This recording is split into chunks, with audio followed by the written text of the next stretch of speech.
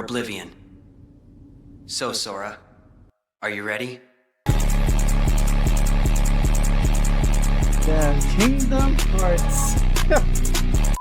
Let us cook. It's time we talk about one of the greatest Kingdom Hearts 2 fights. Sora and Riku versus Xemnas. I'm not gonna argue with that. This matchup was just Aura against Aura against Aura. They were moving out here like Naruto and Sasuke versus Momoshiki. And that alone lets you know that this fight was peak. But it all starts here because from this moment on, they were boxing. Oh, yeah. So it starts off with Xemnas questioning the Guardians of Light. Why do they hate the darkness? And Mickey says he doesn't hate it, but it's just scary. And he even accepted the fact that worlds are made of both light and darkness. But Mickey goes ahead and says something that makes you wonder if he ever thought about switching sides. Bro was looking all sad and shit right here. You, out of all people, should know why we fear the darkness. And Riku says it's because of who's lurking inside of it. And this is kind of deep coming from Riku, especially with knowing he got Orochimaru'd into becoming a vessel for darkness. And I just knew that the whole sequence with Xemnas and the Guardians of Light was going to be clean, because they don't pull the same pose Roxas pulled out against this nobody. And after some talking, Xemnas starts to wonder why do you... Wait, that is so true. Because technically, not technically, Xemnas is a nobody. Hey, nice reference. Y'all hate us if we've been turned away by light and darkness. We had no choice to do what we did. And Sora just tells this man, shut up, you're a nobody. You don't feel anything. And I swear to God, every time a nobody hears that, they get ready to box. And that's exactly what happened. Xemnas hit his... brought Sora into his domain. The reason why they're emotional, this is where the boxing commences. Not gonna spoil it. There's a reason why they're emotional. Just one-on-one, you against Xemnas, and just look at how he's standing, all menacingly.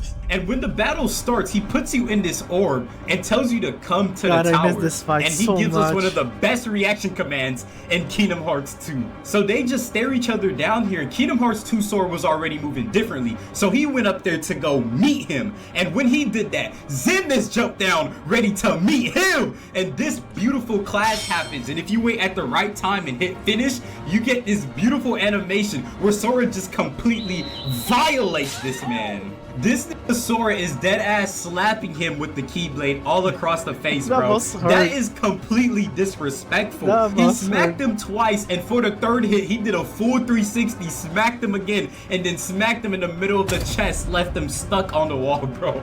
But don't let that distract you from the fact that Xemnas was really moving with his sabers, bro. And after you defeat him, Sora goes back to the real world surrounded by all of his friends. And then you look up in the sky. Bro, I thought this nigga was casting a spirit bomb. He was up there trying to merge with all of the hearts, but why did the Guardians of Light think that they could stop Xemnas from actually doing this? They all had their own line talking about Xemnas, no, like this is a My Hero scene. Nigga, he doesn't give a damn. By any means possible, he's gonna make sure the job gets done. But after he merges with Kingdom Hearts, it makes a door that was given by the worlds to ensure that the Guardians of Light live up to their names and protect their destiny. And Riku looks at Sora and says, once we go through, there's no turning back. It's victory or oblivion. So, Sora, are you ready?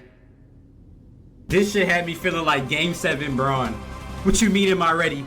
I was born for this! So they use the power of light to unlock the door, and they walk right in. And it was smoke from the moment that Sora walked in there, because him and Xemnas made eye contact, and bro delivered one of my favorite lines. This sequence. So, it seems your hearts have led you to obliteration. It was time to lock in, because one of the first things he did after saying that was throw a whole building at us, and the whole Guardians of Light just run away, and Mickey somehow is the first one out the door. Mickey, do you not have a Keyblade? Why are you not at front lines boxing? So Sora turns around and locks in and says, we can take him on our own. Run straight to the danger, and this triangle button pop up. I'm like, hold on, what is he about to do? Oh my God. This nigga done sliced through about 5 buildings all on his own. We in some shit! And it doesn't even stop there. Sora was on an all-time performance right here, that bro. sequence- He continued to that slice sequence buildings, felt run on top logical of them to me, until he like, had to jump now that I all the noticed- way now that I to the noticed it again, actual area where Zimnus because is, you bro. have to go through That's the a wall in far-ass order to do jump. that, right? And after you go through this sequence I where don't he's see just no trying hole to in the building. overcharge this big-ass flying thing, he ends up going to the top to destroy the core. And once you do that, Zimnus comes back. And this time, he got it on him. He done changed fits. Oh no, And said I had to stop on you real quick. Riku couldn't even believe it himself. He really had that hoe on. But this whole part of the fight, That you're armor fighting is armored immaculate. Zimnus, and he literally has the powers of all the organization members you defeated. He has Zoldan, he has Axel, he has Zigbar, and he even has Demix, all at his disposal. You can even call him a god. The way he's sitting on that throne too, hey bro, that's what I'm talking about. It's that aura. But after you defeat like him, a it king. goes back to where it all started. But can we talk about this for a second? This voice line or sound effect, whatever the f Zimnus was doing.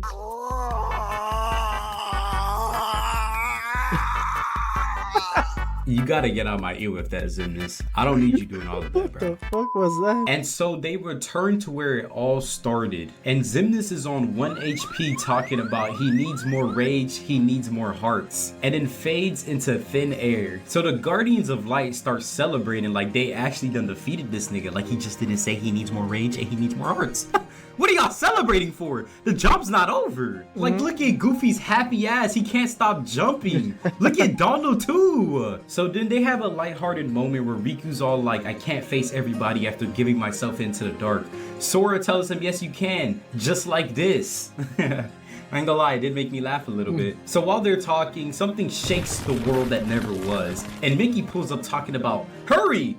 You didn't even tell me to do anything. What are you talking about, hurry? So Riku tries to open a path, but it doesn't work. And Naminé pulls up and saves the day and opens a portal for us. And you already know who's right in front of the portal. King Mickey, the same dude who ran out first when the building was approaching us. But Goofy real, couldn't though. wait to Again, leave. He that was is the so first true. one out of there. First out the I would door, do the same, Mickey. I'm not gonna lie. He's like the most veteran Keyblade Keyblade master. And Kairi pull up on Naminé saying Keyblade thank master you to there her. is. And when that happens, Yeah, he's the Naminé first tells one out the Sora, door. See, I told you we would meet again. But she's talking to Roxas. That is so funny. Because remember, Roxas and Sora ended up merging with each other after the prologue. And so they have a whole heartfelt moment where Roxas and Naminé say as long as Sora and Kairi are together, they're together.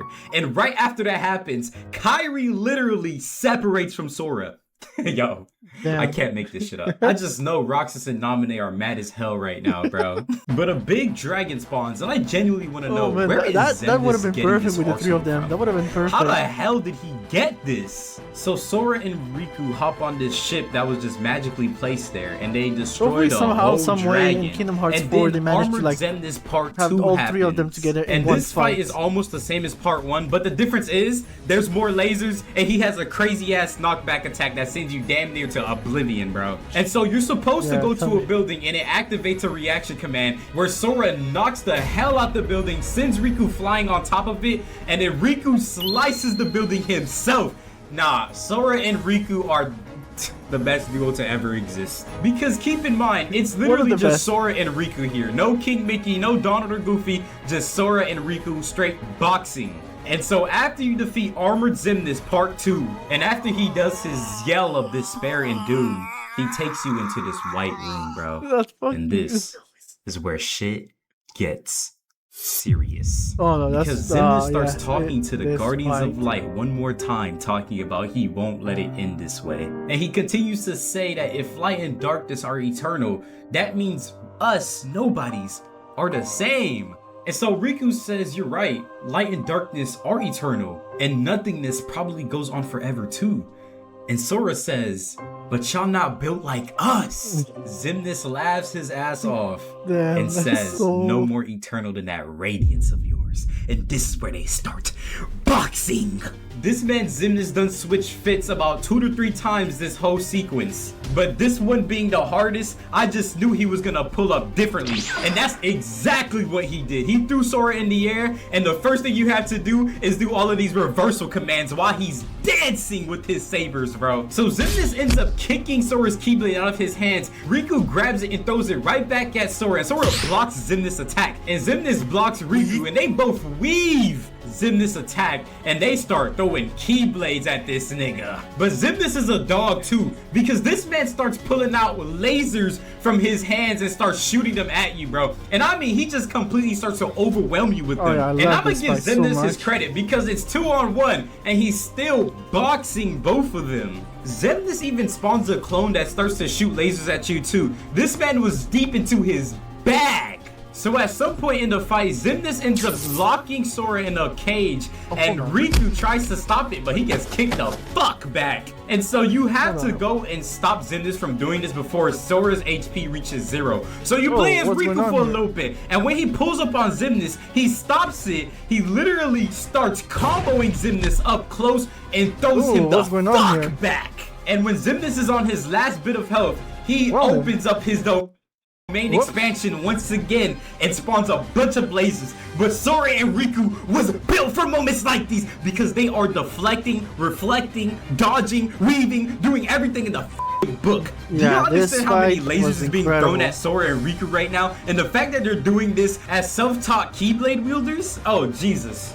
Oh, man. These niggas are goated. They're both locked in sync, reflecting all of these lasers with their keyblades. You would have thought they unlocked Ultra Instinct the way they were moving like Goku, bro. And so after that laser dome attack, he smacks the hell out of Riku, and he was about to strike down Sora, but Riku pulls up and blocks him from doing that. He pushes Sora out the way and takes a heavy ass blow from Xemnas, bro. And Riku is kind of signaling to Sora to take his Keyblade, so Sora does that and gives Xemnas the craziest combos of Keyblade attacks, bro. And I mean, he is just destroying this dude, bro. He looked just like Gojo and Miguel here. And Sora is the last person you would want to see dual wielding 2 Keyblades the way he was moving throughout all of Kingdom Hearts 2. So Sora and Riku work together one more time to cast one beam of light that strikes Xemnas right in his motherfucking chest.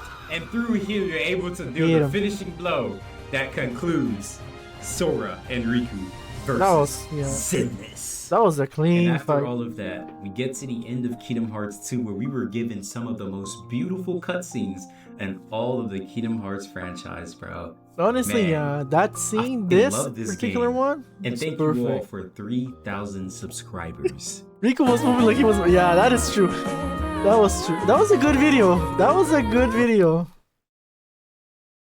Support this man, Jay Champloo. That was a good video. Wait, hold on. I want to see that. Subscribers. Hold on. So after. Yeah, hold on. I want to see this because it is true. Like, technically, Riku was the main. Like, he was supposed to gain the Keyblade, but he fucked up. Oh, what's going on here? Wait, why is there 2? There you go. There's always something with my streams. There's always something with my streams. Nonetheless, that was a good video. Now on to the next one. Riku was moving like he was the main character in Kingdom Hearts. Well, technically he was supposed to be the main character. He was supposed to be the original wielder of the Keyblade until he decided to be a little hasty and join the darkness. So the Keyblade was like, wait, I gotta go somewhere. Okay, I'm gonna pick this guy. What's his name? Sora? Fine, I'll take Sora. But for real, Riku was the main character. I don't care. He was. Because at one point, he actually retrieved the Keyblade back. And that was so really funny. Because you can see Sora like being in denial and everything. And then Goofy and Donald just leave him there. Then Riku just gives him the wooden sword they use in Destiny Island. So it was so funny. And it's so tragic for Sora. Ansem the Wise sacrificed himself and destroyed the artificial Kingdom Hearts. It caused a big explosion of pure light. And Riku stopped his friends from trying to run in and get caught up in the explosion. But what I don't understand is, why are they acting as if they've never seen light before? And I mean, just look at all of them, bro. Goofy barely could keep his eyes open. Mickey struggling to stand his ground. And Donald in the back just flying away. And Riku over there was starving for that light, bro. He couldn't believe his eyes. About damn time he was like, stuck in this why form did he for just too call long. this dude Riku? Well, there's a story. So let's go back to a familiar setting, guys. Okay, so It here it's really all going back. starts Okay, in yeah, Kingdom perfect. Hearts 1. A trio of kids named Riku, Sora, and Kairi were just chilling, living peacefully on Destiny Island. And correct me if I'm wrong, but did this man Riku just throw a log at Sora? Bro, and why is Kairi talking about racing just to move like this? Her slow ass! But while Sora is chilling She's at having his crib, fun. Let he her be. notices that there's a storm over Destiny She already had a Island, shitty and they had life. plans to go on an adventure throughout the world, but their raft was in danger. So Sora left his crib, his mom talking about dinner's ready, Oh, his oh my imaginary God, the mom, by the mom. way, because we've never seen her a day in our lives. For all we know, it could be some Kenjaku shit and this Master Xehanort down there talking about Sora. Are you here, son? And so when Sora arrives at Destiny Island, he comes across these creatures and he's never seen them before. But I'm gonna put respect on Sora's name because he wielded that wooden sword and tried to attack them. You know, Hey, he tried. It didn't he work, tried. but, hey, the effort's there. But eventually, he The finds effort's there. Riku. And this is where the My guy story was of trying, light and despite the darkness struggles. comes into play. Because Riku is here aura farming and he's speaking cryptically, talking about the door has opened. And Sora doesn't care about any of that. He just wants to find Kairi. So then Riku's talking about, I'm not afraid of the darkness, and pulls out one of the most iconic poses in Kingdom Hearts. Oh, because yes, it's so this memorable, one. And the pool of darkness just surrounds Riku. And this is where the Keyblade ends up going to someone who is pure of light, which implies Riku has officially given into darkness. So fast forward in Kingdom Hearts 1, Riku ends up being possessed by Ansem. And I'm not gonna lie, Riku Ansem, or whatever you call this fusion, hey, that fit is cleaner than a bitch. So throughout Kingdom Hearts for real, 1, Ansem just spends his that time outfit? manipulating Riku into giving his whole One of my being favorites into outfit. darkness. And that's exactly what he did. So after you defeat Ansem, and after Sora gives one of the cleanest lines in Kingdom Hearts, I know now, without a doubt, Kingdom Hearts It's is right. Riku gets his original body back and leaves the care of Kairi in Sora's hands. But there's more. The fight that always comes back as a topic on this channel. Roxas versus Riku. And I'm not gonna call Roxas, I promise this time. But it's important to why Riku looks like Ansem. Because when they were fighting, Roxas pushed Riku to his limit, made him unleash his full... That part, I really hated that part. I did not accept... To this day, I do not accept the fact that Roxas was as good as Riku. I am sorry. I don't care what people say. That is BS. I do not accept that fact to this day. That Riku was an equal footing. Was like match with Roxas. I do not believe that crap at all. I mean, if you play the game of the Roxas game, the 358 whatever it's called, 350 whatever, like you're going to fights a lot. I'd say he had more fights than Riku. But still, I don't know. No, I don't know. There's something that inside me that do not accept the fact that Riku was equally matched by Roxas. There's something, I don't know. power, which means unleashing the darkness that was inside of him. And when he did that, he took the form of Ansem. And the craziest part is when he hit this power up, he done flash stepped in front of Roxas and squeezed the life out of him, bro. And I can see now that Gojo took a page out of Riku's book, because step 1, you remove your blindfold. Oh shit, that's Step right. 2, you have the enemy just look at you stunned for a few seconds. And then step 3, you're gonna teleport to the enemy, make your presence known, then you're going to do your final attack. But it's gonna be a grab, not a punch or anything, a grab, and then you're just gonna kill him. But would y'all consider this a win for Riku? Some people say that Riku lost, some people say that he won. I personally think that it's a dub for Riku, bro. I'm Nah, not he gonna lost. lie. He But lost. all of that led to He this lost. moment right here in Kingdom Riku Hearts lost. 2, where Kairi took off the hoodie and Riku looked like this. And did this nigga just really mog us? He took off the hoodie and it had to show us his jawline, bro. Are Damn. you serious, Riku? So after the explosion happened, a beam of light just started hitting Ansem, bro. You would have thought Krillin was back there hitting solar flares, bro. And the light that hit Riku allowed him to go back to his original form, which is the Riku that we know. And I knew from this moment right here, there was something off about this Riku, bro. Because this man was staring off into space with his blindfold on. Sora had to remind him. And I'm like, yeah, I already know what's coming, bro. This nigga is aura farming. Because I know for a fact you cannot see out them blindfolds, bro. But Ansem the Wise doing whatever he did caused all of the Heartless to head over to their location. And I mean hordes of them was pulling up. So Riku was like, we have to go defeat Xemnas. And this man threw off his coat just like King Mickey. And the way bro was moving in the gameplay gave us one of the best limits in the game, bro. Just look at how he's maneuvering, bro. This man is teleporting from side to side. I was about to say. Into thin air and striking down his enemies. Like Riku was moving completely different. He done had Sora shooting ki blasts from the hands. We've never seen Sora do this. And in the last sequence of this limit, they literally start dancing, pulling out combos on these enemies, bro. Doing it while back to back. And at the end, they take both of their keyblades, use the power of light and darkness to just nuke the whole room. And they dap each other up like it was nothing, bro. After seeing Riku move like this, and after hearing him say we have to go defeat Xemnas, I had no worries. Because I knew that Riku was gonna be cold as y'all thought I was gonna end this video without talking about this man's fit? I just know he couldn't wait to throw off that coat to show us how cold his fits are, bro. And I know he just had a strict diet of concrete blocks and bricks. Because when we tried to hit this man here, he wasn't even getting stunned. Nah, bro. That's a good video. That was very good. Really entertained by it.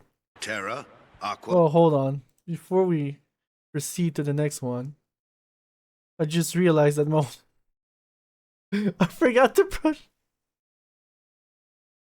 Oh, like I said, it's chaos when it comes to to all of this. Oh my god, that is so funny. Again, it's always chaos when it comes to my streaming. Hopefully one day I'll learn. Nonetheless, let's move to the next video. This was great. This was great. Did I put the right stuff in? Right. Okay, to the next one. Well, you both performed commendably. However, only Aqua has shown the mark of mastery. Damn. Speaking of which. Hold on. Speaking of which now.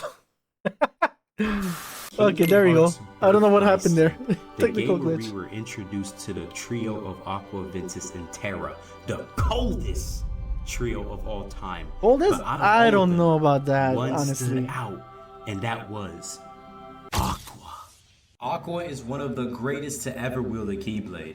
That is Throughout all true. of Birth by Sleep, she was boxing. At the I feel like she's overlooked. Whoa.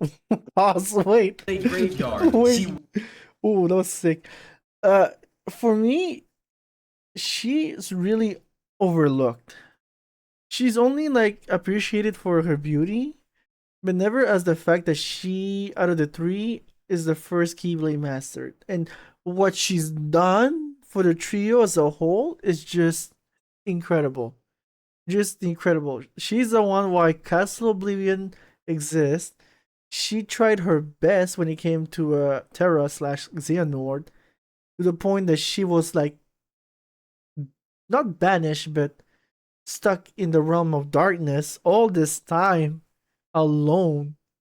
I mean, this girl is really underappreciated within the series, not within the fan base. That I don't know.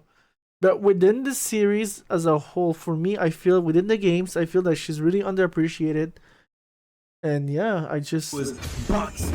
And I mean, she was all over the battlefield. She's one of the first to ever cause a shockwave from a Keyblade clash. She really is like that. And when she even came across Terra Xehanort, you know what she had to do? She had to remind niggas who she is. My name is Master Aqua. there you go, Master Return my Aqua. friend's heart, or pay the price.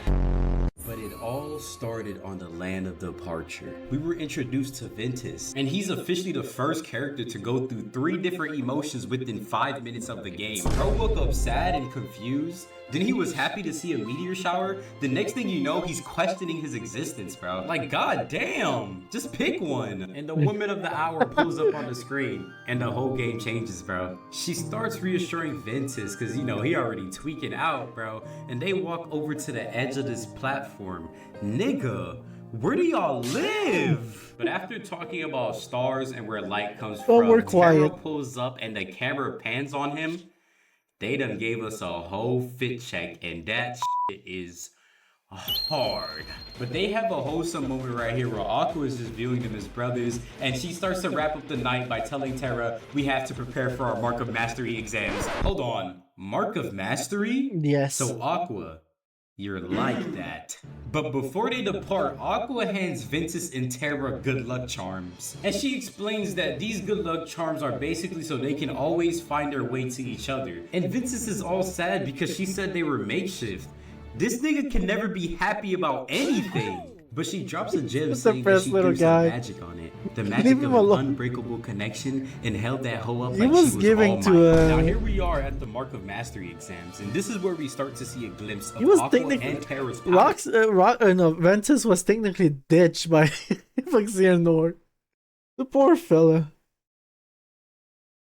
And why they were chosen to be Keyblade Masters, bro. And look at Terra standing so stiff. You knew he wanted this shit bad. But as Master Ericus is giving his introductions, he introduces Master Xehanort. And at first glance, even I could tell you this nigga is evil as hell. Look at how he's looking here, bro. You're telling me this is a good person to have in that room?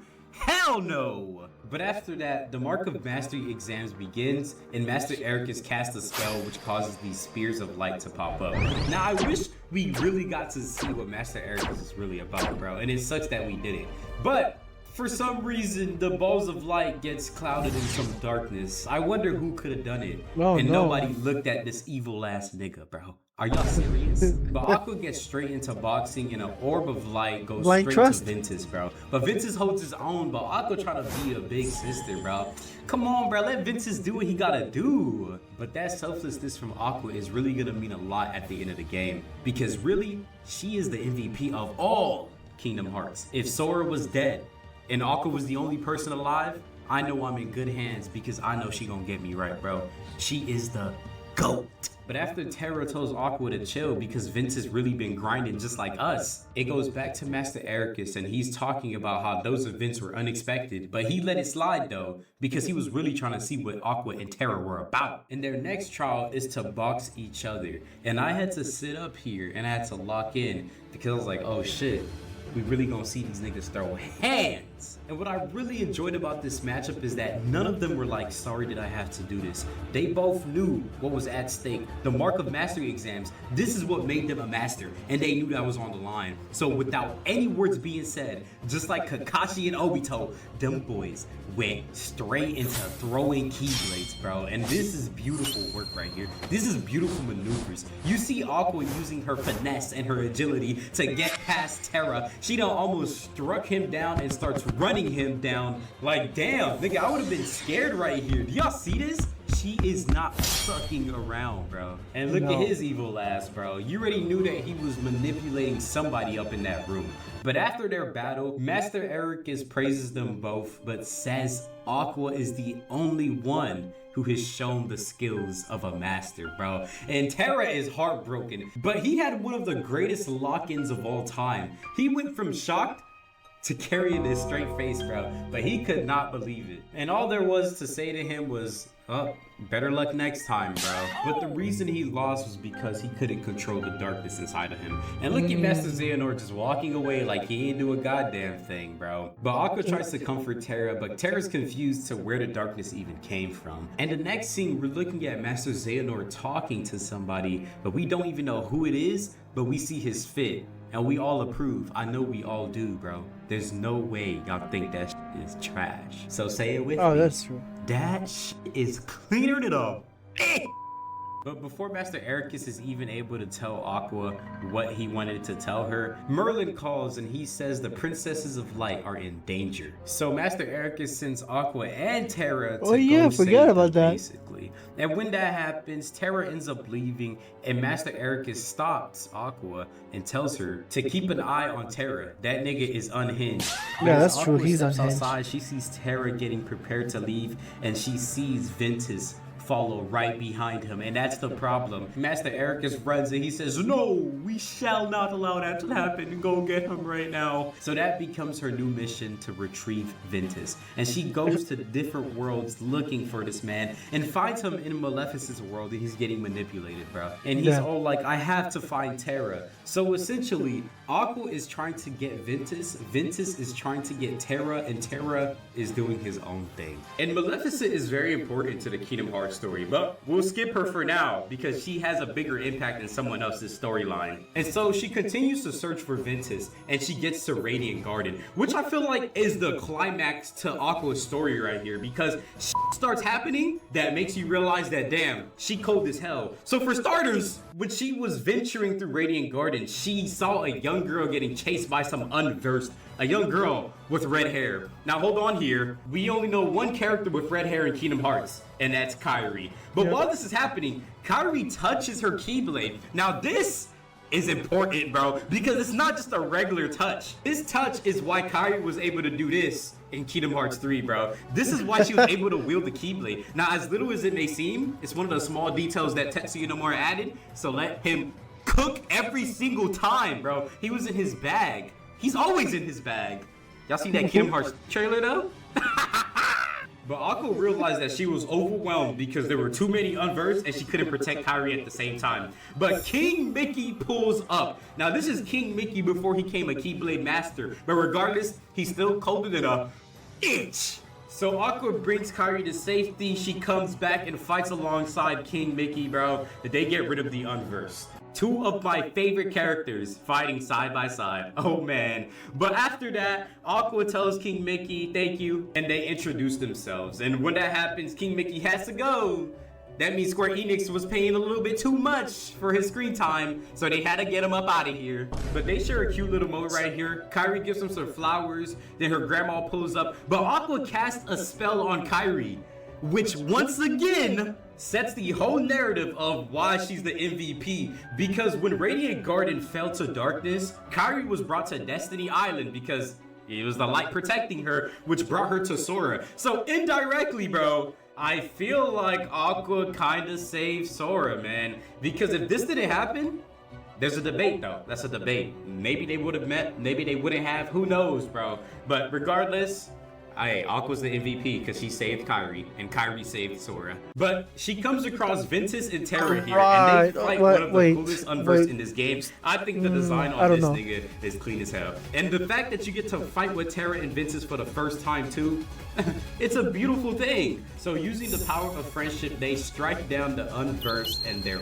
aura farming here. Oh my god. But after they defeat the unversed, they start having a conversation here, and Ventus brings up somebody in a mask, and that activates Terra, bro. He's all like, you saw the boy in the mask? And he looks to the side and says Vanitas without explaining anything. I hate when people do that. Tell me, why are you scared of him? But Terra tells Ventus to let Aqua take him home because they have a dangerous task ahead of them. And Aqua was like, what task are you talking about? And Terra claims that he's been controlling the darkness, and Aqua says otherwise. She says that she's been to the worlds that he's been to and seen what he has done. And Terra's like, You been spying on me? He gets mad, he leaves, and of course, Ventus is like, I'm gonna go find Terra. Ventus leaves, Oh my God. and after that, we come to the biggest fight of Forgot about this. the greatest matchup of Aqua's life is Vanitas. Right after bringing him up in that conversation, she comes across him, and he starts talking mess. He says, has Ventus learned to put up a fight yet? Essentially calling him trash, because, I mean, like I said before, Ventus is kind of weak, bro. Let's be honest, but we'll save that for another conversation. And Vanitas threatens Aqua, which is something you should never do, bro. She's a Keyblade master, so best believe she's like that. Tells him to guess again, ends up on the ground, full body flat. And so Vanitas is a threat at this point, so Aqua has to go and stop him before it's too late. And so she goes to Peter Pan's world, meets him one more time, and the matchup happens again for round 2. You would have thought the way Vanitas was pulling up here that he was going to do some serious damage. He talked again and gets his ass laid out. This is embarrassing. She sent your Keyblade flying and you're on the ground again, full body flat. It's 2-0 now. She also does come across Kid Sora and Kid Riku and tells Sora that no matter what, protect Riku at all costs, even if he starts falling into darkness. Once again, here's Aqua playing a big piece into why Sora and even Riku are the way they are. And I mean, you can't debate it, but who knows? It's one of those things where if Aqua never came across them, would they really do it? You know what I mean? Would Sora be the way he is now? You know, like, who knows? Aqua does some reflecting here, wonders what will happen between her and Terra, and travels in the passageway of worlds or whatever. Sees King Mickey floating in the air. King Mickey, like, what did you do to end up here, bro? Brings him back to Merlin, and this is where Aqua is told that Master Ericus has died, basically, bro. His light is gone. She asks who did it. He says, Master Xehanort. And Terra has betrayed them and killed the master. And Aqua can't believe it, bro. She's in shock. And Merlin doesn't even know himself if that's truly what happened. But Aqua asks him, where is Terra? He tells him that he's going to the ancient Keyblade graveyard. And that's where Aqua ends up going. And after traveling through the graveyard, she finds Terra. I ain't gonna lie, she look clean here, bro. And tells him, I heard the master's been struck down. Terra takes accountability and he says he only did it because the master was trying to strike down Ventus. And he says Master Xehanort set up the whole thing. So in the end, Terra was manipulated into striking down Master Ericus. Wait. And it is true. I am not playing the game technically, so I should be. Yeah, just. Okay. Just making sure because technically I'm not playing.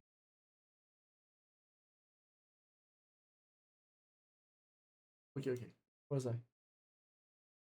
Ventus is seen walking up towards them and the whole trio is here. They're all gathered up. Man, I really wonder what's about to happen here. And Ventus tells them that Xehanort wants to make the Keyblade or X-Blade, and to avoid that, Ventus says, as a friend, just put an end to me to avoid that from happening, bro. And as soon as he says that, the dust and wind starts to pick up. Oh yeah, we're about to get into some deep shit here, bro. Because when the camera pans, you see the mastermind behind all of it, Master Xehanort. And f***ing Vanitas pops up behind him like he's a goddamn shadow clone. And says that this graveyard used to be full of Keyblade wielders who gave up their life in search of one ultimate Keyblade, which was the X-Blade or Keyblade that he was trying to forge with Vanitas and Ventus, bro. And the smoke was filling the air because they all popped their armors. Terra went straight for Xehanort, bro. This nigga's an earthbender? Xehanort pulling that move out, bro, lets me know that he might be too tough for any of the Keyblade wielders, bro. But Xehanort summons a barrage of Keyblades that Vanitas ends up riding on. And I mean, this nigga is surfing on that hoe. He done struck down Ventus, and he's just collecting bodies at this point. He got of course he's gonna go for the weakling. He falls down, and as Aqua's about to do something, a barrage of Keyblades strike her from below. She gets knocked out. But this is why Aqua's a master, bro. She wastes no time, recovers, and summons Barrier for Terra. She working overtime, She's really bro, quick. Like I because said, she is protecting everybody said, on this field by. And the whole how I feel that the game series represented her is really underwhelming. Like she's very overlooked. She's very overlooked. But damn. Any means possible. So as Terra is recovering, Ventus pulls up and tries to sneak Master Xehanort. He done hit a flash step. Master Xehanort is clean, bro. I can't hate on him anymore. And he's just gripping Ventus by the head, bro. And Terra's getting violated. But the thing that throws me off a little bit is that this is kind of scary. He's gripping Ventus by the head and freezes him, bro. Oh my goodness, I thought Ventus died here. Master Xehanort is completely ruthless, but as Ventus is falling, guess who's there to protect him? Aqua! This is her second save in a row in one battle, bro. And Xehanort is just applying pressure. There's no breaks, because as soon as that happens, he casts another spell to clear the skies and expose the true Kingdom Hearts. So that's how you know is serious here. And when that happens, the camera pans and it shows King Mickey. This is where the aura farming began. And I was like, my goat! But when Aqua is taking care of Ventus, somebody pulls up and starts antagonizing Aqua. A little bit of instigating. I'm not gonna lie, it's gold tier.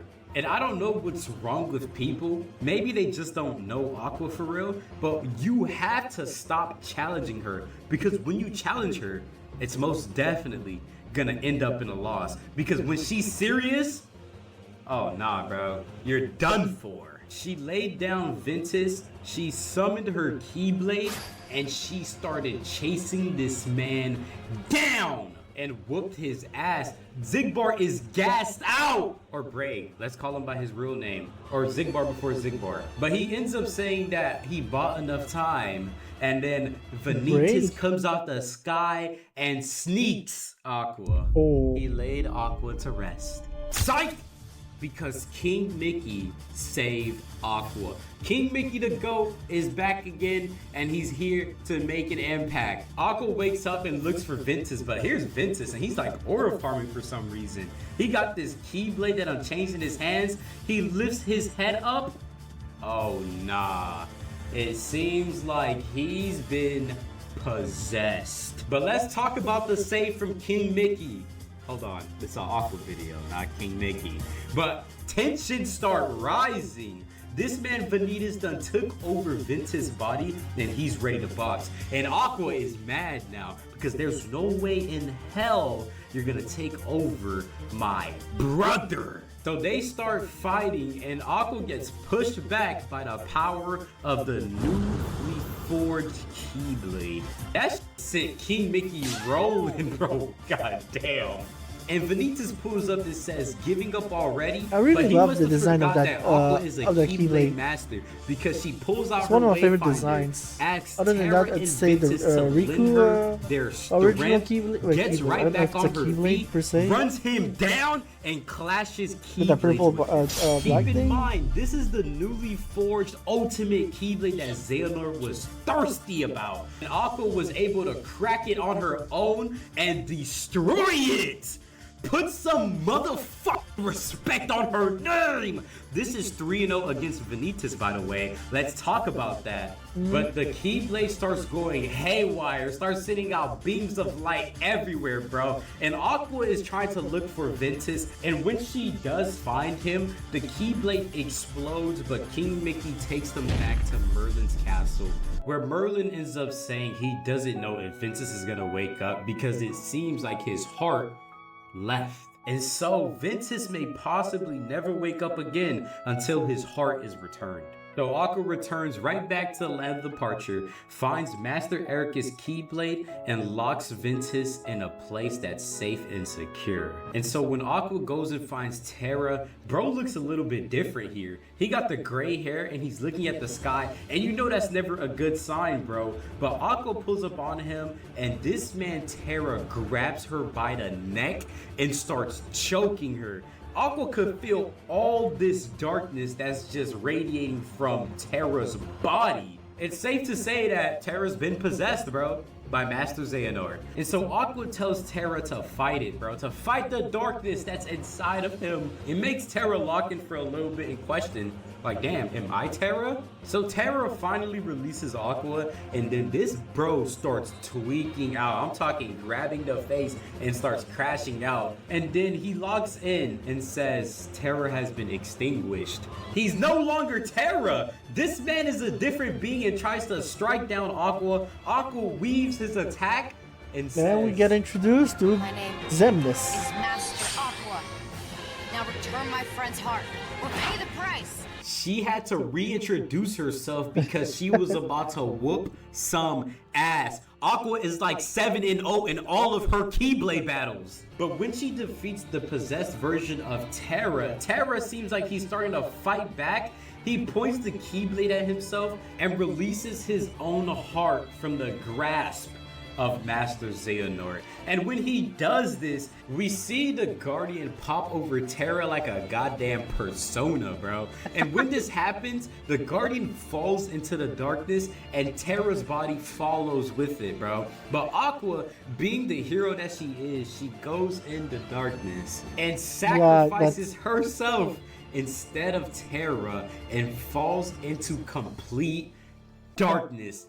Aqua is the MVP, nigga! This what it means to be a master for real, and she was a beautiful display to what that meant. And yeah, she felt like giving up, and the light of her friends popped up and reminded her she's like that, bro. That was enough to keep her moving for days, years, however much time passed in the realm of darkness. But she held her own, nigga, and she survived. Aqua, the motherfucking GOAT! She kind of survived, but she succumbed to the darkness, if I remember correctly, in Kingdom Hearts 3. That's another great video. That was good. That was good. On to the next. Oh, what? Sephiroth ran the greatest fate solo. Oh, damn. This guy.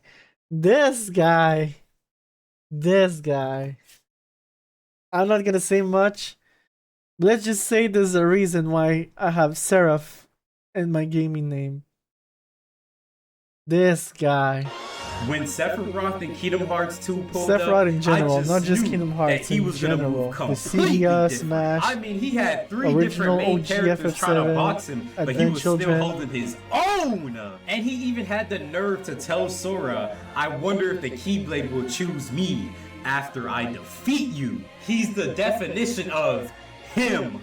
Now, Sephiroth is completely an optional boss, but if you want the full Kingdom Hearts 2 experience, I recommend that you go against him, bro. And I didn't know who Sephiroth was before Kingdom Hearts 2, and I didn't play Kingdom Hearts 1 first. So seeing him with my very own eyes for the first time, oh man, I was like, hold on, this nigga is kind of clean. And I still wonder to this day, why did Sephiroth choose to wield this long-ass katana? And maybe there's some Final Fantasy backstory? Oh yes.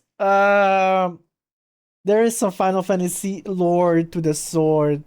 Actually, it was shown in the mobile game called Ever Crisis. How he got the sword, and yeah, there is some backstory to this sword. But the fact that you wield that lets me know you're tough. You're actually tough. And when the battle starts, the first thing that it tells me to do is click triangle, bro. Like, this man came in with ultimate pressure. And you know when characters do this maneuver right here, they're here to one-shot you. They're not messing around anymore. Sephiroth, I don't even know you. And the fact that Sora actually blocked all of this in one motion, chef's kiss. It only adds to this man's resume. And also, Donald and Goofy will rip me in the cutscene. When the battle starts, they're gone. So I know when Sephiroth pulled this move right here, Donald and Goofy were literally around the corner just like this, bro. We know for a fact they're not surviving. And as you're fighting him, you start to realize that he's pulling out moves that only a main character should have. He's blinking between spots, hitting you with smooth combos, spawning these little orbs that follow you, and then also following up on that and hitting you with combos. And not to mention, when you're already low, bro decides to hit you with the quick draw again and catches you off guard. What this shows me right here is basically, don't let Sephiroth get his hands on a Keyblade, bro. Because the fact that he can also spawn these pillars of flame that have like this gravitational pull, bro, he's pulling out shit that I've never seen before. I just know bro was feeling like Sukuna here in Shibuya, because there's no way you're standing in the middle of your flames not farming for aura. But if you thought that was it, bro, no, of course it's not. Because you know what else he could do? Spawn meteors in the sky, just like Master Xehanort. This is such a crazy ability to have, bro, because why do you need this? And so after you defeat Sephiroth, his aura meter just keeps increasing because he tells you to get Cloud and tell him that he's ready to settle things. And so when you do that, I completely forgot that Sora was the main character in this game. And I completely forgot that Kingdom Hearts 2 was just an aura competition because Cloud was pulling up dangerous, bro. And the fact that this man told him shut up, for some reason, it just reminds me of something. I just can't put my finger on it. And so after Sephiroth instigates... Oh, it is true. You can see the distinction between these two.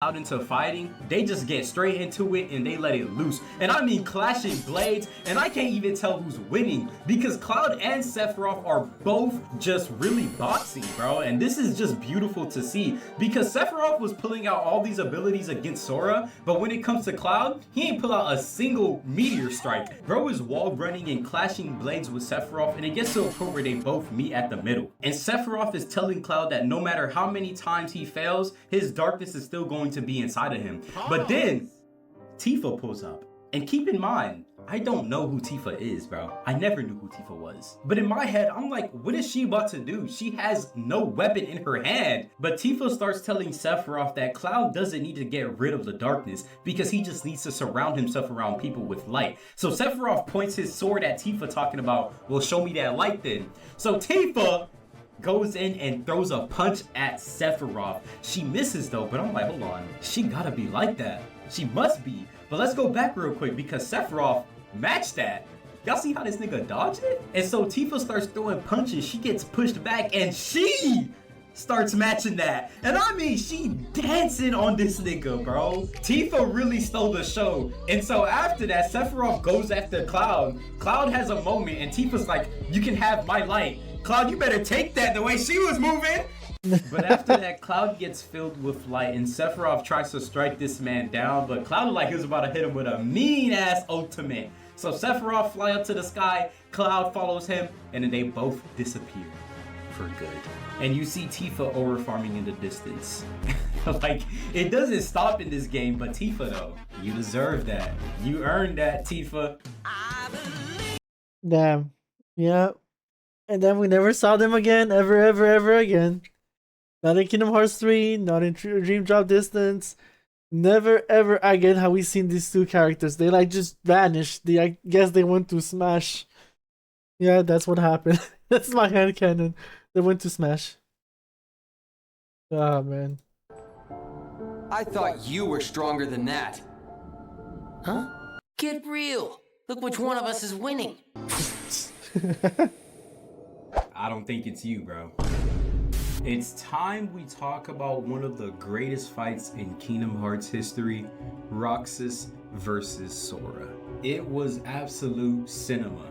It might even be close to Naruto versus Sasuke. You know, let's stretch it a little bit further. It might even be better than Gohan versus Cell.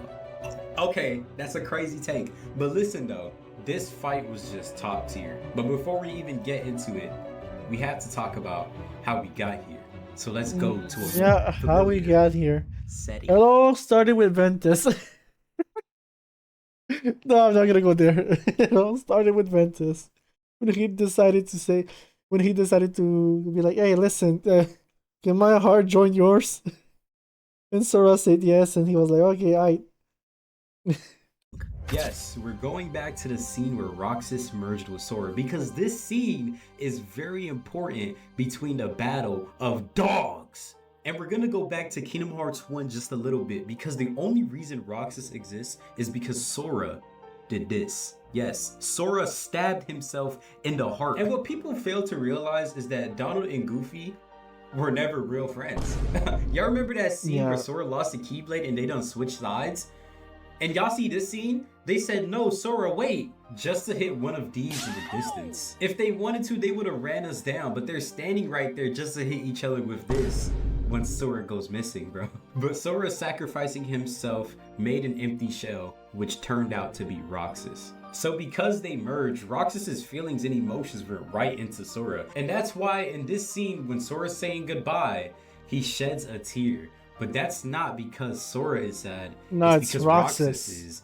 Damn. Yeah. It's low-key kind of depressing, bro. Let's It change the is vibe. fucking And depressing. in Kingdom Hearts 2, we're introduced to organization. That's why it was so very fucking sad in a good way when at the end of Kingdom Hearts 2 you'd see Sora and Kairi looking at each other, and then it would change to Roxas and Naminé.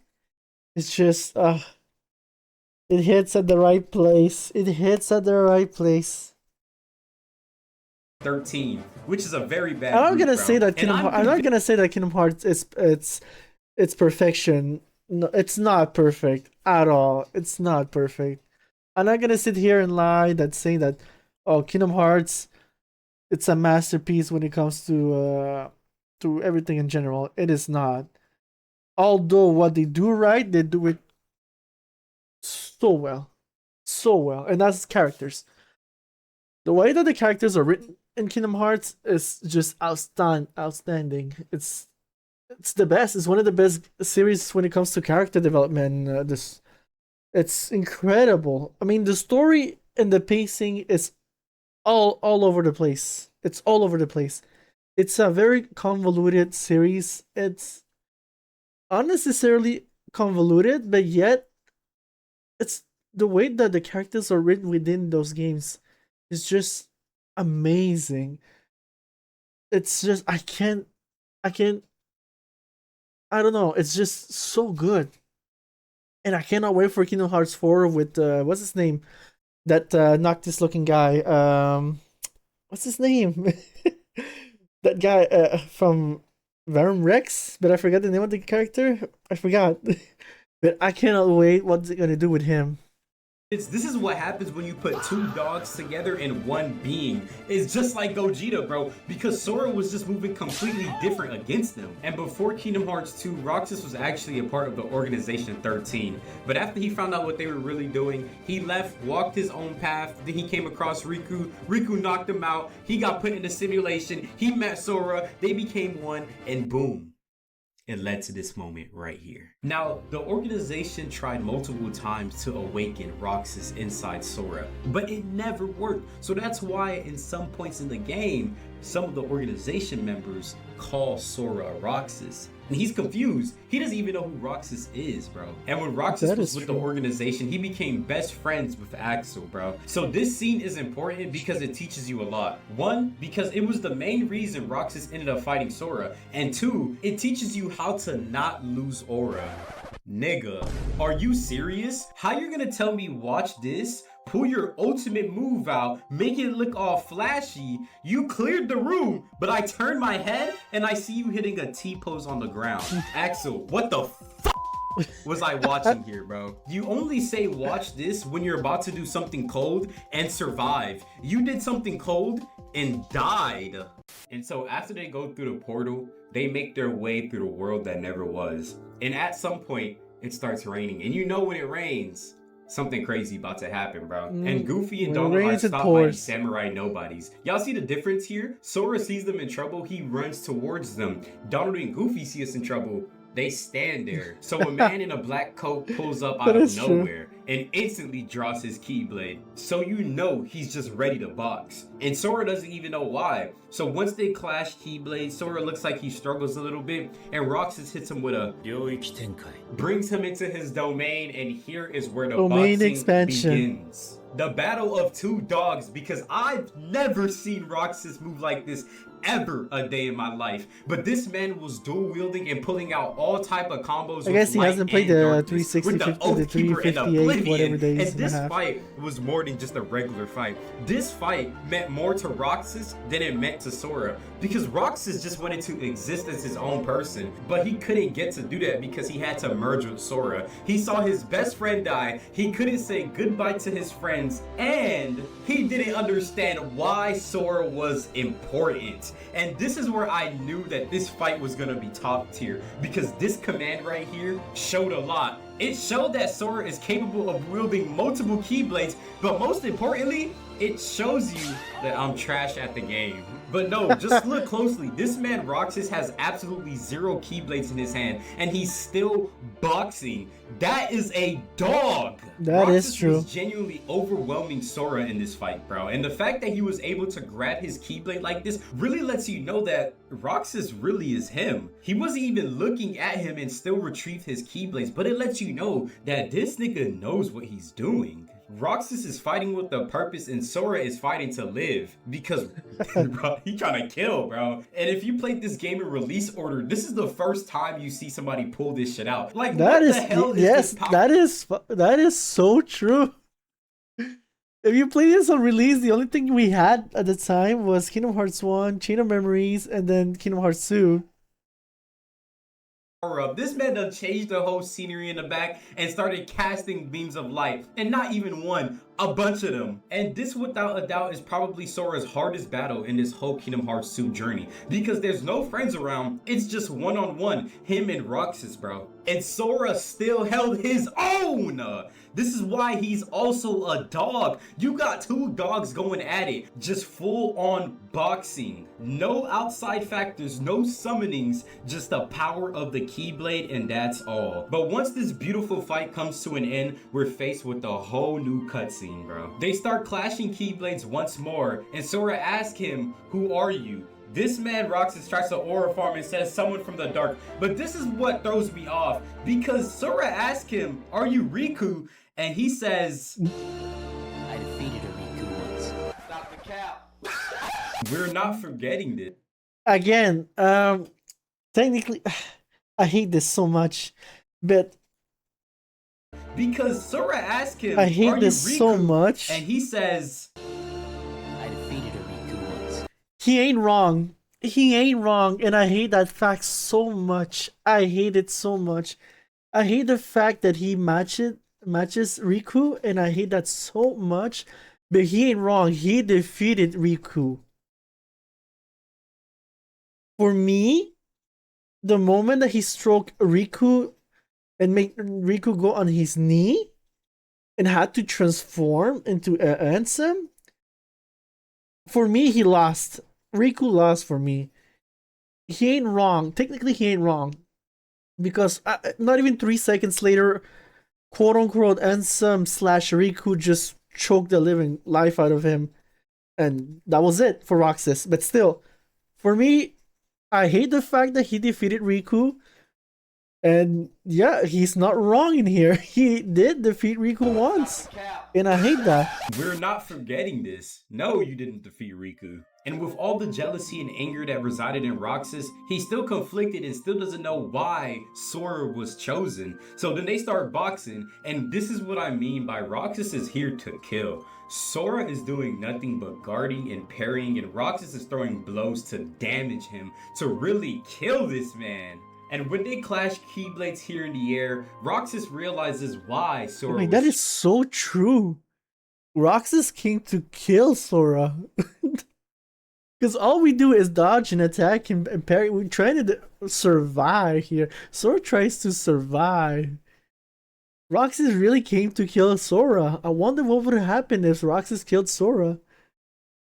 Damn. chosen. And This guy that's is because cold. his friends are his power. And that's what Roxas is looking at here. Or at least that's what I think that's what's happening. But once Roxas gets to the ground, he starts throwing blows with Sora once more. And Sora is just weaving. And I mean, oh my god, that whole sequence was kind of clean, bro. And Roxas just starts swinging his Keyblade, causing he Sora lost to give it. in, fall on his knees. He knocks Sora's Keyblade away, and Sora tries to go and retrieve it, but Roxas stops him from doing so. And at this point, Roxas genuinely thinks he is officially won won this battle. But He I feel he like should have. He at this point he should have won this battle. He should have.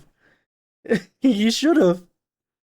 Rox's biggest weakness is that he always ends up losing to a nigga sneaking him, bro. Like, every single time he wins, something just happens, it catches him off guard, and he just loses. Yeah, and then it's it becomes called a the debate plot. whether he won or if he lost this battle. But honestly, I think both characters got themselves a W, bro. But after this fight, Roxas officially accepts Sora as his other half. And he tells him, "You make a good other." This nigga Roxas is not missed with a single quote every single time he's on screen, bro. And the best part about all of this is that after the fight, you get a Keyblade called Two Become One. Because Roxas saying "you make a good other" was not just him aura farming, it was him officially becoming one with Sora.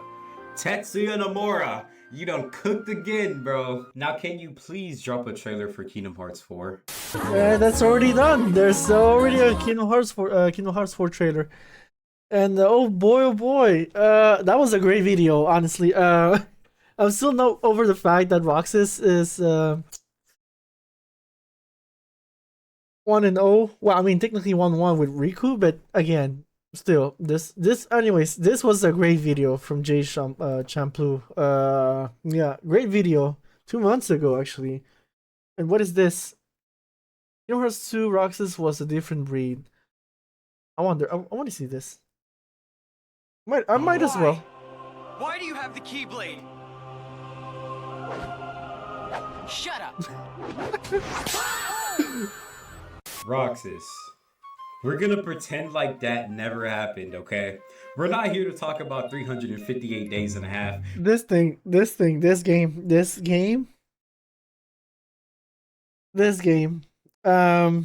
What can I say about this game? Such a missed opportunity. Let's put it that way. Why? Not because of the story or whatever. No, the story in this game is one of the greatest story I've ever played when it comes to Kingdom Hearts. But the fact that it's stuck on the Nintendo DS, it's man,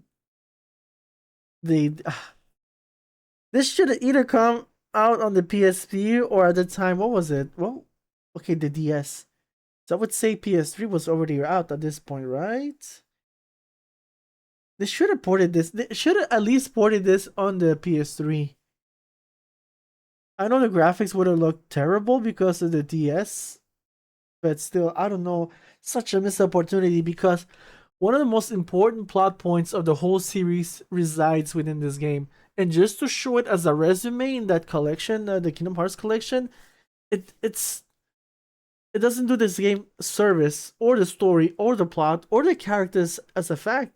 As a matter of fact, the whole Organization 13 story should have been like more dwelt upon, and they did with this game.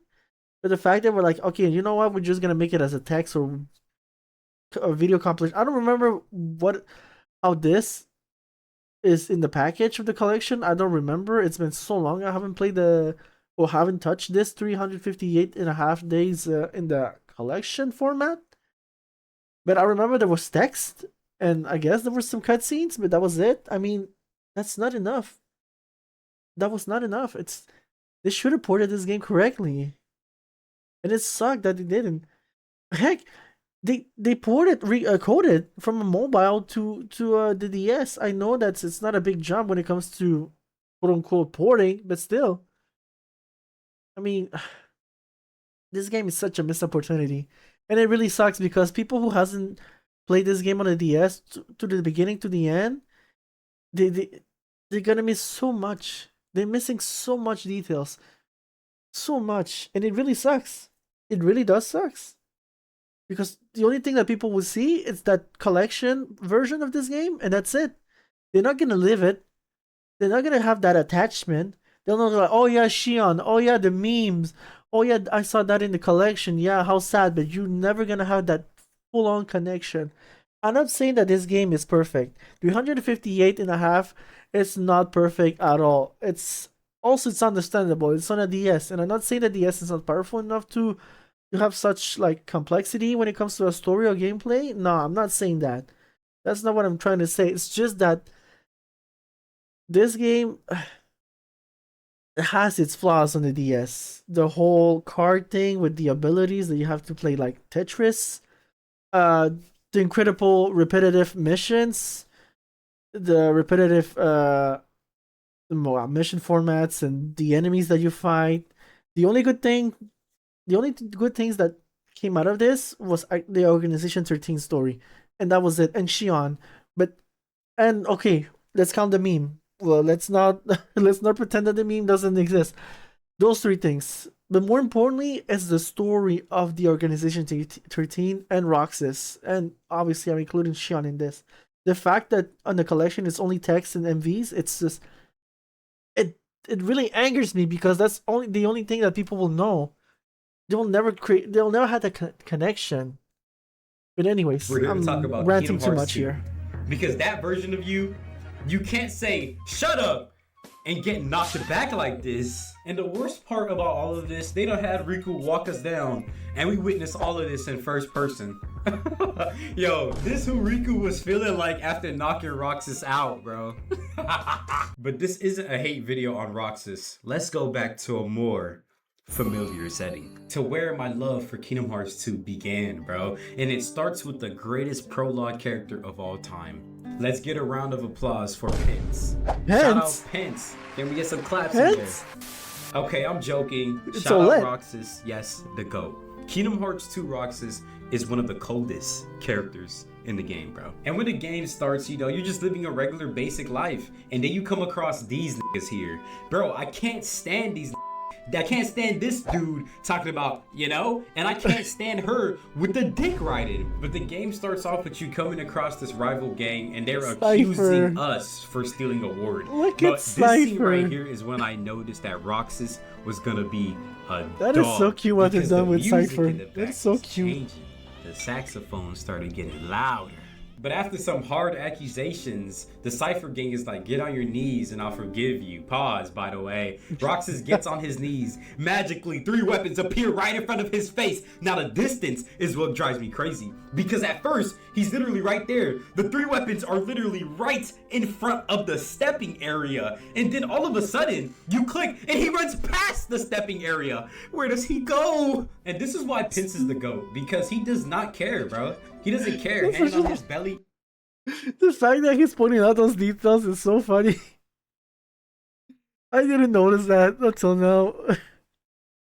That is great. That is great. It just and he does that emo a lot. He does it a lot. Scenes. And so after Roxas beats Cypher, you know, his gang that is actually a huge L on the development team. That is a huge L because that's a detail and a half that just disappeared for that sequence. protect them. But you know, Roxas gets this tough photo because Pinch the GOAT snaps it for him. Post that one on IG, my friend. And so after he takes the photo, some mysterious figure does a loop around Pinch and goes running away. This must be a common occurrence because not a single nigga cares. And there goes Pinch with the emote. What did I say? So the gang chases him down and Roxas is the first one there. Although they left first, where did y'all niggas go? Did y'all run home? And so here is where Roxas is introduced to the Keyblade. And he starts using it as if he's a natural. And from Kingdom Hearts 1 to Kingdom Hearts 2, we probably looked at this like, damn, hold on. That stance looks familiar. Now this might be a hot take, but if Roxas after Kingdom Hearts 2 had this stance right here with his Keyblades and started off his battles like this, hey, hold on, that would be fire. So after some days go by and he unlocks the Keyblade, some weird stuff keep happening. The nobodies keep appearing. And who is bro feeling like to do a cartwheel and equip his weapon? I mean, I'm not gonna lie though, it's kind of clean, bro. It really is clean. And while fighting the nobodies, Roxas gets put into this world and has to go against this aura farming nobody. And I mean, he looked clean too. Everybody in this game was with that fresh, scarf. Bro. But while the fighting his boss, scarf? he tips over the platform and Roxas starts falling. But here's the cleanest part of the wall. While falling, this man hits a flip, recovers, throws his Keyblade into the orb, falls down, and gets the job done. Keep in mind though, that's Simulation so Roxas just got his Keyblade 2 days ago.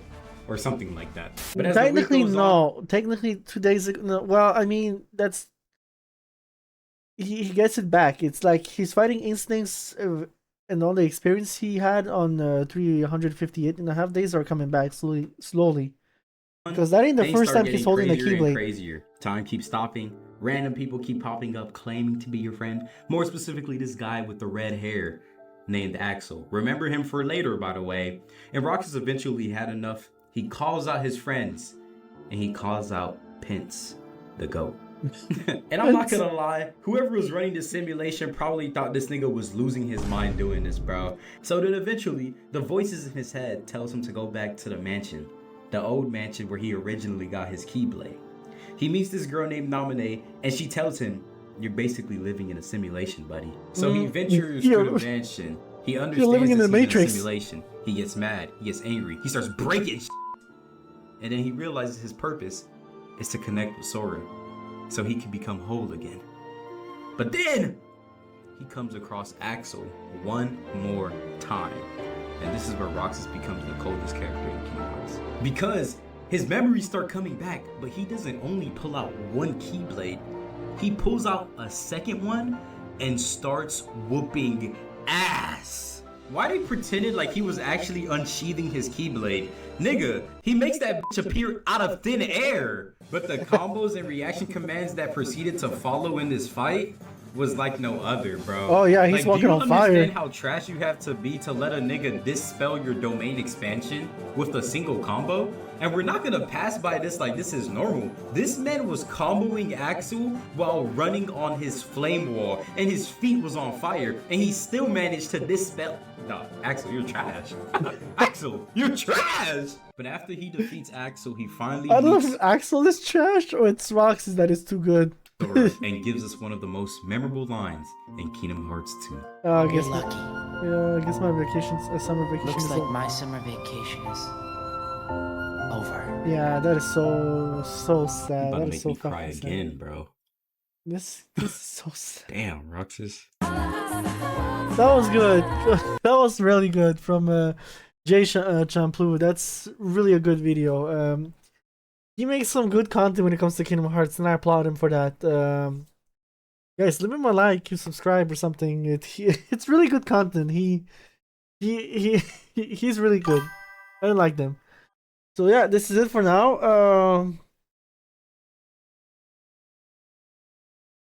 Oh hey, how you doing, man? Funny, I was just about to leave the stream. You doing good? I was just about to leave the stream for and go to work.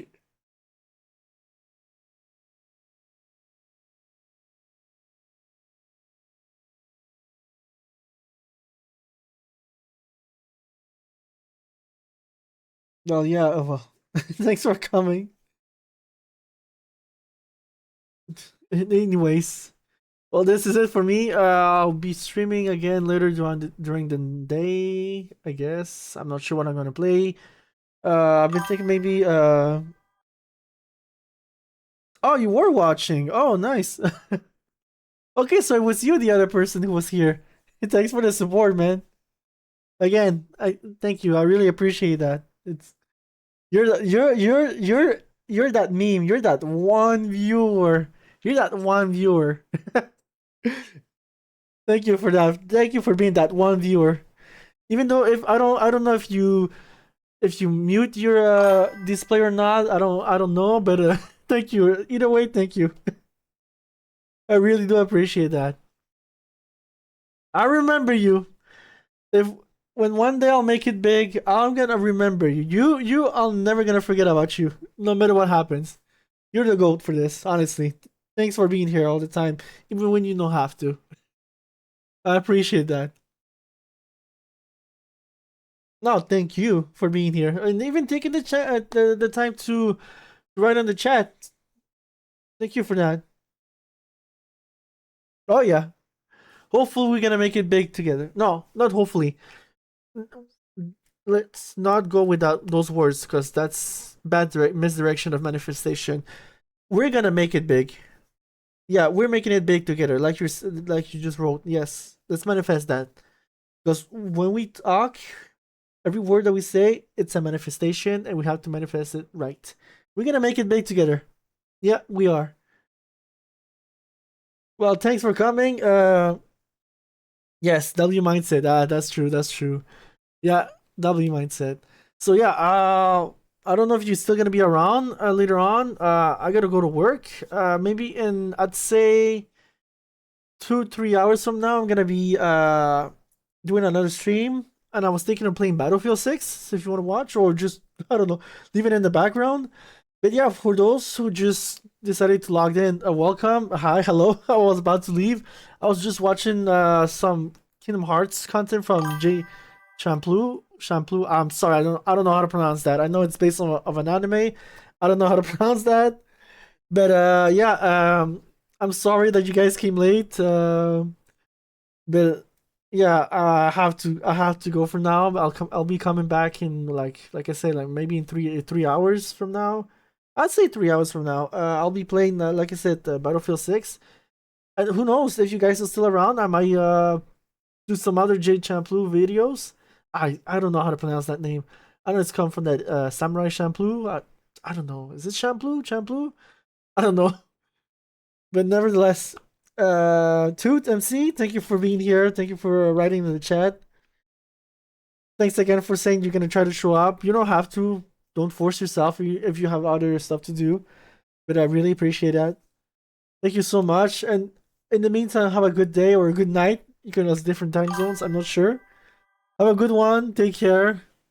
And I'll see you later, maybe. Take care, man. And thank you for coming again. You're the GOAT. You really are the GOAT. And yeah, this is gonna show up on YouTube as well because I'm gonna upload this. So yeah, see you, man. Take care.